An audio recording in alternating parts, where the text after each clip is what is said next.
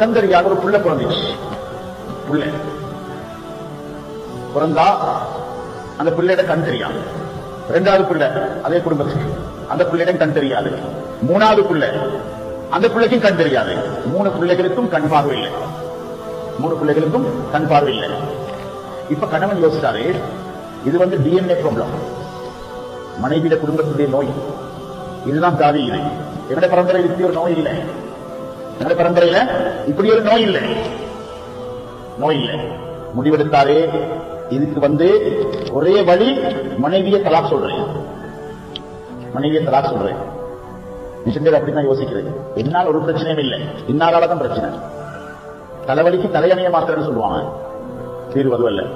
சகோதரர்களே, கடைசிக்கு என்ன நடந்துச்சு? தலாக் சொல்லப்பட்டதுக்கு பின்னால இன்னொரு பெண்மணி அடுத்த ஒரு குழந்தை பிறக்குது.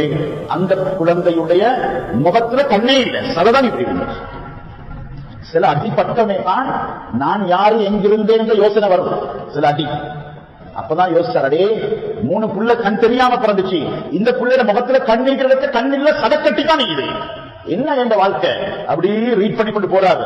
சகோதரர்களே, போனா வாலிப வயதுல இவர் நைல் நதியில மீன் பிடிப்பாரு. மீனுக்கு வலைய வீசிச்சு இவர் என்ன செய்வாருன்னா, சுப்ஹானல்லாஹ், அக்கம் பக்கத்தில் இருக்கக்கூடிய அந்த அணில் போல ஒரு ஊர்வனம் உண்டு, அதுக்கு சில தூண்டில்களை போட்டு பிடிச்செடுப்பாரு. எடுத்து அந்த அணிலுடைய அந்த ஊர்வனத்துடைய அந்த அல்லாத படைப்புடைய 2 கண்ணை கிளட்டுவார்.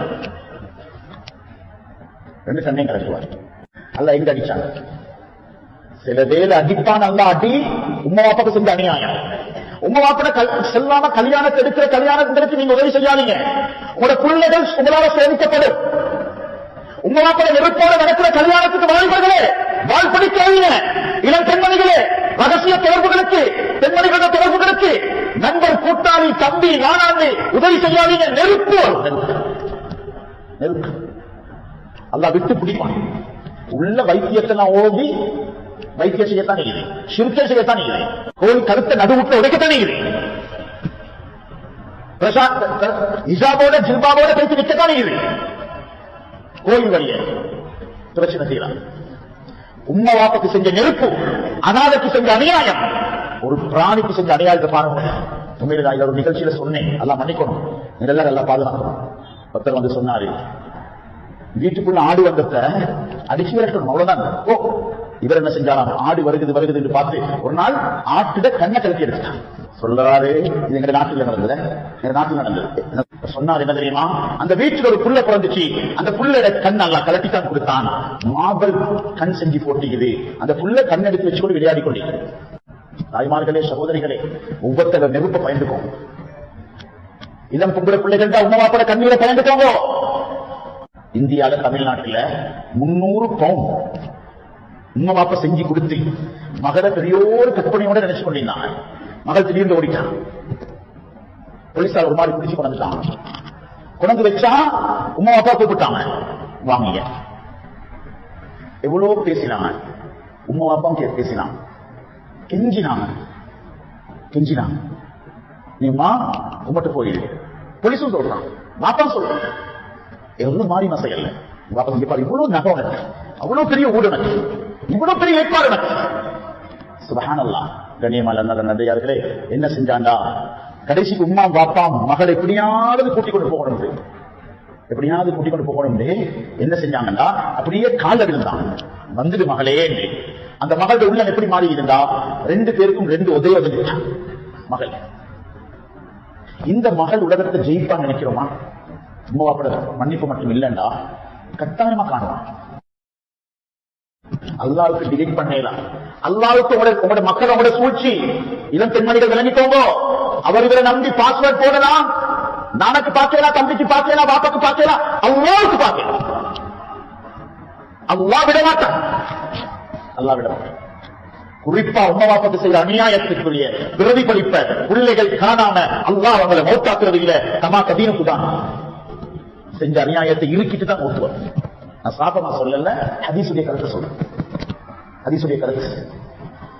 கண்ணியத்துக்குரிய அல்லாஹ் நல்லடியார்களே, பாவங்கள் உலகத்தை பரவுதுண்டா, தாய்மார்களே, உங்களோட ரத்தத்தை யோசிங்க, உங்களோட பார்வையை யோசிங்க, நீங்க பார்க்கிற திறனாரகத்தை யோசிங்க.